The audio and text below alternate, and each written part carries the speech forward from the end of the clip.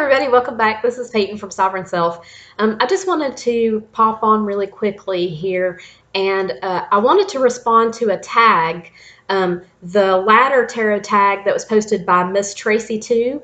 I've seen a couple of VRs to this one, and I really wanted to jump in. I think this is an excellent tag. It's super creative, and I really like this engages you to think a lot about the styles of decks that you have and your relationship with them and how you utilize them on a personal development type path, and the sorts of images that you gravitate towards based on the certain types of needs that you're looking to fill. So if anybody has not seen MsTracyTwo's video, I'm going to link that in the description box. And she goes over all of the instructions for this tag. Basically, this tag is based on Maslow's hierarchy of needs, which is a pyramid structure. If you're not familiar with that, you can just Google Maslow's hierarchy, or MsTracyTwo does.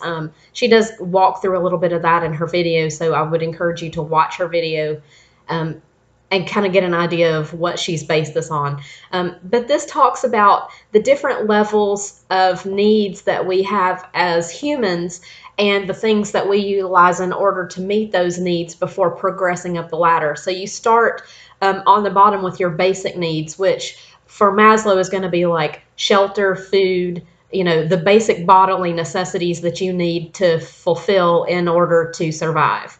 So once those needs are met, then you move up to the next level, which is safety. So that's making sure that you feel secure as an individual, that you're not feeling chaos, that you don't feel threatened, because in order for you to progress as a person, if you are feeling unsafe, then you will not be able to advance past that feeling of a lack of safety. So beyond that, once you feel safe and your basic needs are met, then you're going to move to love and belonging. And especially for this tag, Tracy did mention that not only just for the sense of love and comfort, but she also did mention the sexual lust type aspects and decks that touch on that. So I will mention one deck for that. So then once you've attained the sense of love, belonging, companionship, then you're able to progress to the fourth level, which is self-esteem. And that is sort of the process of being able to gain self-confidence and self-gratification. And then you move to the top level, which in Maslow's is called self-actualization. But here Tracy's referred to it as the higher self. So the spiritual concerns, the things in the higher nature that you're looking past just the elementary basic needs of human interests, and you've moved on to a more spiritual higher progression. So what Tracy has asked is the decks that touch on each one of these levels for us. So I have 2 decks for each one of these, and I'll go through these really quickly because I tend to get rambly. So the first level is for your basic needs, and these are the decks that you're going to pull out. They give you the basics. These are decks that you can turn to for any reason. You're going to get a straight answer, and these are sort of like your home decks that you can always turn to. And now I'm a Rider-Waite-Smith reader, and the basic Rider-Waite deck is one that I learned on, but I'm going to touch on that a little bit later. So I picked 2 decks that are Rider-Waite structurally based, and the imagery is basically the same, but they're slightly different takes on the Rider-Waite-Smith. And these are decks that I turn to, and I know I can get an answer on any subject. The first is the Morgan Greer, and I recently did a video, a walkthrough of the Morgan Greer, and talked about my feelings on that. So if it's not up when I put this video up, it will be up very soon. This is just a really beautifully done rendition of the traditional Rider-Waite imagery. Really gorgeous colors. A really straight talker. You can get, a straight answer on pretty much any topic with this deck.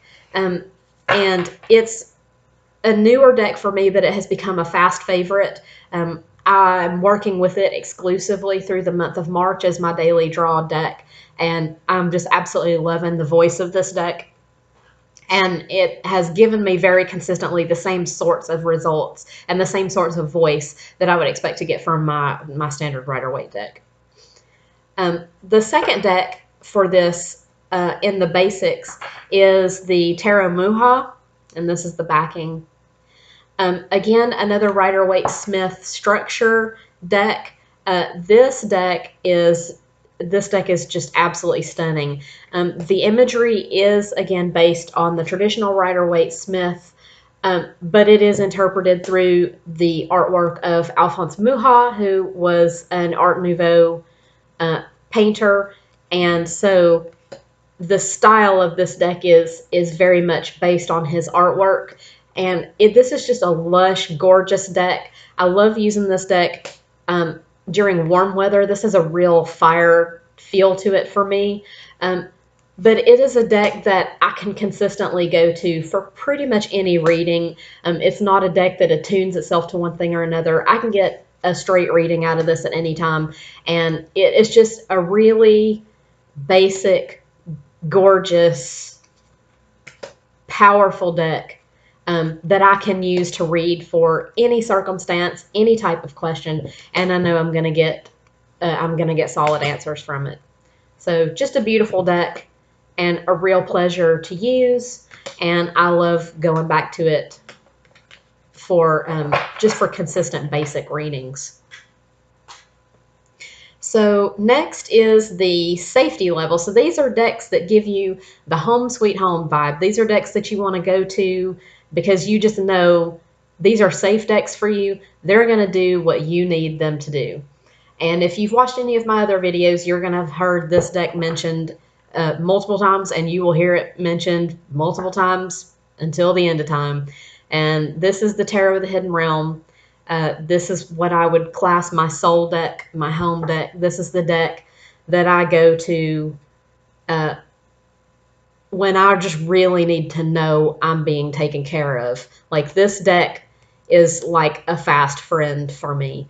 My birth number is a 6. My major arcana life card or birth card, however you want to refer to it, is the Lover's card, which I have difficulty resonating with on a lot of levels. But I'm also an Aries. I'm a fire sign. So my minor card is the 6 of Wands. And this, to me, this is my significator. If I have to pick a significator in a traditional sense, if you're picking like from court cards, then I tend to go for the Queen of Swords. But the 6 of Wands, this is me in a nutshell. This is how I want to be. This is the person that I want to be. Like, this girl is just badass out there making her magic. Absolutely love it. And she's stunning, and she's a redhead, which is a plus. This deck just makes me happy. And even when this deck delivers a difficult message, I always know this is one of those where it's like it's a friend that's giving you rough news, but with the best of intentions. Like, this is a tough love deck. And for that reason, I always feel safe, even if the imagery is tough. But this is the most beautiful deck. And it just speaks with such a unique voice. And it makes me feel so at home and so taken care of. I mean, even this is a difficult 10 of Swords. And even when I get this one, I do not feel overwhelmed. Like, I can still get the message. Just beautiful, nurturing imagery. And this is just, that's one of those decks for me that it's a beautiful deck, and it touches my heart in a really unique way. My other home sweet home deck is, like I said, I would mention the good old Rider-Waite Smith. This is my Centennial Edition in a 10, which I use all of the time. You really just cannot beat this deck. Like, if I want to feel like home, these are the images that feel like home simply because I learned to read tarot from the original, from the Rider-Waite Smith. So these are the images that just, I don't need to think about it. I have this deck up here. I don't even really need the cards. But just when you read with this, I know every single time this deck is just a workhorse. It will answer anything. It will talk about any subject. And it always gives me blunt, straightforward, to the point answers. I don't feel like I need to parse a lot out of it. I don't need to think a lot. It just comes. And the Centennial is my favorite version just because I love the coloration on this deck. At some point, I would really like to be able to get a hold of the Los Scarabeo Pamela Coleman Smith version. I haven't yet just because right now I live in Canada and the cost on importing that deck is ridiculous. So maybe one day for me it'll happen, but for right now, the Centennial version is the one that I turn to. Now, the next category is the Love and Belonging decks. Now, I have two here that are very, very different. First, just on the Love and Belonging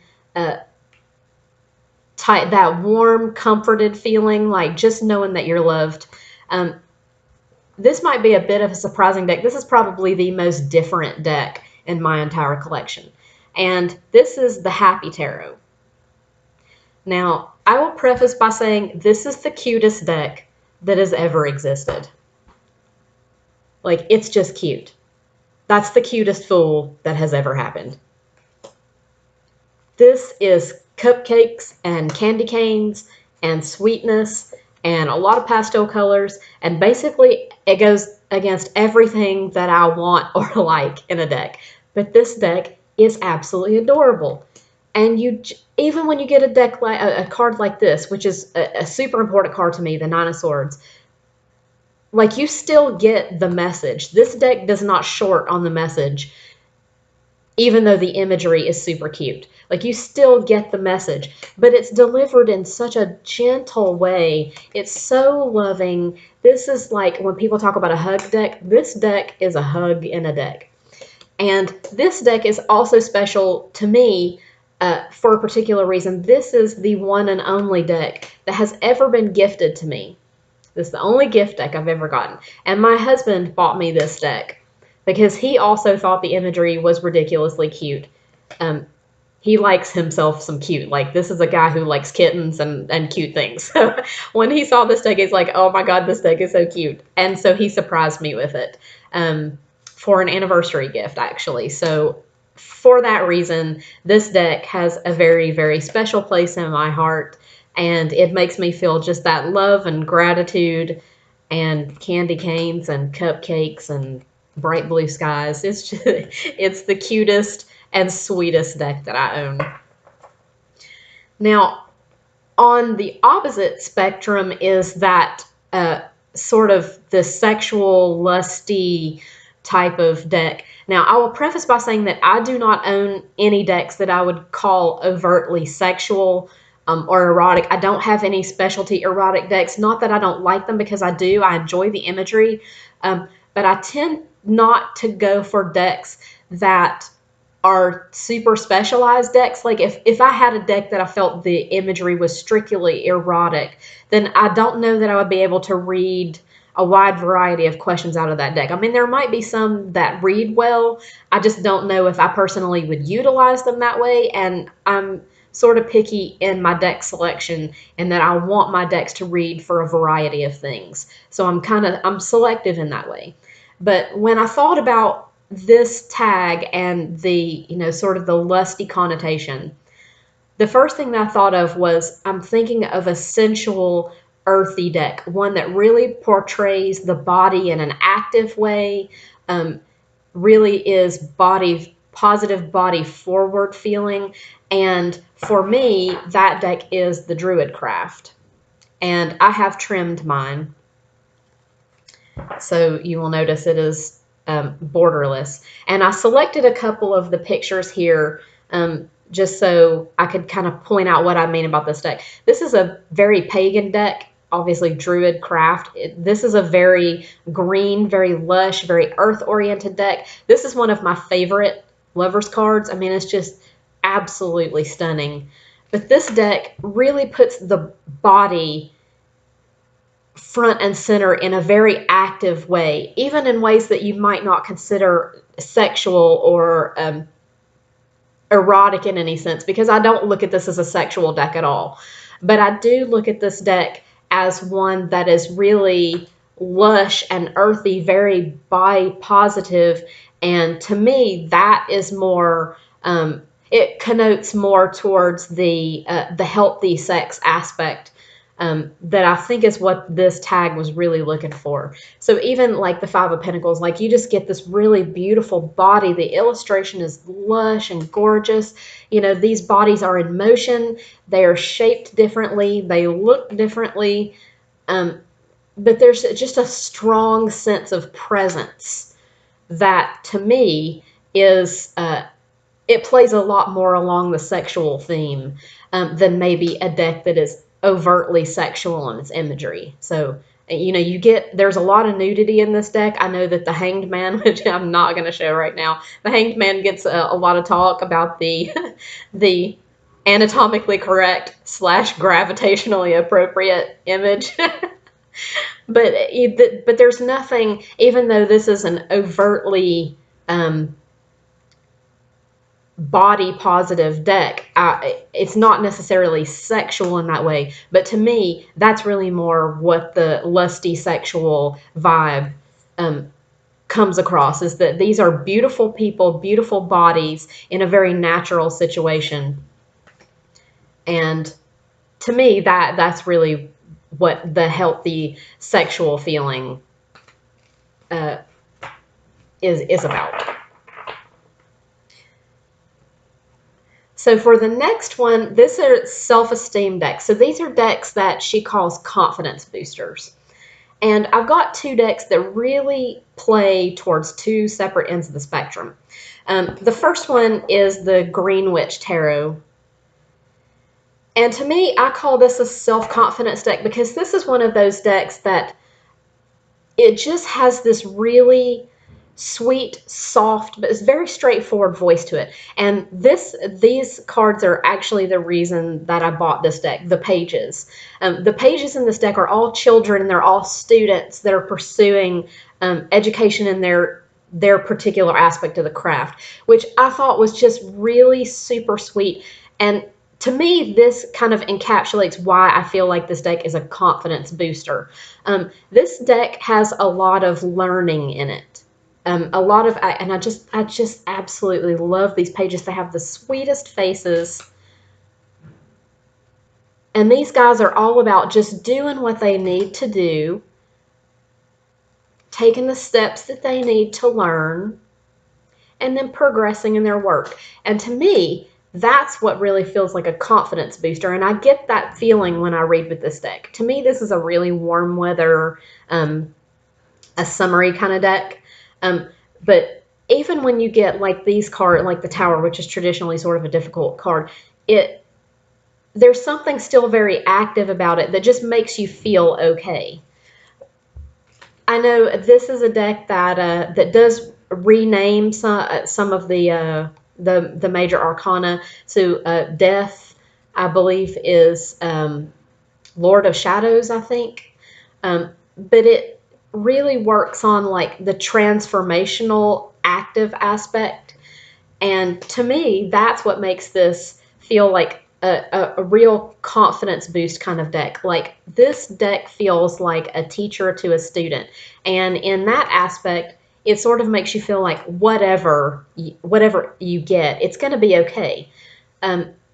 This deck doesn't shy away from difficult messages, but I think it delivers them in a way that makes you feel very receptive. One of my favorite star cards, just absolutely gorgeous card. This deck also feels really homey. It's really warm and inviting. And to me, that's one of those things that just really makes you feel like this deck is going to do right by you. It's not going to scare you. It's going to tell you like it is, but it's going to do it in a way that makes the message really, really easy. So yeah, so there's the Lord of Shadows. That's the Death card. Really, really beautiful Death card. And I'm sorry for the lighting in here, guys. I know it's terrible. also gorgeous Hermit, the Holly King. The next deck for me that's a confidence booster, this one is a really, really different sort of deck from the Greenwich. And I thought about this one for a while, and I couldn't not include. This is the Bohemian Gothic by Baba Studios. Obviously, everybody knows Baba's artwork is it's just gorgeous. This deck is so lush. It's so evocative. But this card is one of the primary reasons why I consider this deck a confidence booster. This deck delivers its message with tongue firmly in cheek. This deck has a sense of humor. It does not take itself too seriously, and something about that enables the message to come through in a way that maybe you would not get if this deck was just a dark deck. To me, this deck is dark in the sense that it's physically dark. There's a lot of dark color, there's shadow. There's some dark themes, but even the dark themes are taken a little tongue-in-cheek. And the humor aspect of this deck really makes it like I get a giggle every time I read with this deck. Even on the serious stuff, I still get a giggle. Just gorgeous star cards. I love star card. One of my favorite strength cards. Just super evocative, but still like strong. And this deck, you just feel really good when you read with it. I enjoy the messages that I get out of this deck, and I know a lot of people tend to use this more in the autumnal season around Samhain. This is a year-rounder for me. Now I do enjoy using it around Samhain just because it evokes that time of the year really well. But this is a deck that I feel like can speak to you at any time, and just that. Oh, I love this world card. So gorgeous. But just this deck can talk to you about anything at any time, and it will make you feel good when you read with it. It's got a really good-natured, doesn't take itself too seriously vibe. And for me, that I feel is a real confidence booster, especially if you're dealing with sort of like something that should be kind of solemn, which the material in this deck, you could say you might deal with it in a solemn way, but this delivers it in a way that just makes it fun and easy to read and just a real joy. I always feel good when I read with it. So the last two decks that I have are for the self-actualization / higher self tier. And these two decks for me, one I feel like engages the higher self in a more spiritual sense, and the other one engages the higher self in a more intellectual sense. And the intellectual deck for me is the Mariel.